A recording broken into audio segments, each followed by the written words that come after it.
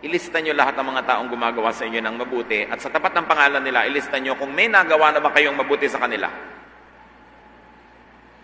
Kung wala kayong ginagawang mabuti sa gumagawa sa inyo ng mabuti, ititigil ng Diyos ang mabuting project na yon. Kasi hindi kayo nagre-respond. At baka bawiin pa yung mga natanggap nyo. Pag gumawa sa inyo ng mabuti, dapat suklian nyo ng kabutihan. Alam nyo kung bakit maraming taong nagiging masama ang ugali, nagiging maramot? Kasi sa dinami-rami ng kabutihang ginawa nila sa kapwa, walang isinukling mabuti, kung minsan masama pa ang isinukli, nadadala sila.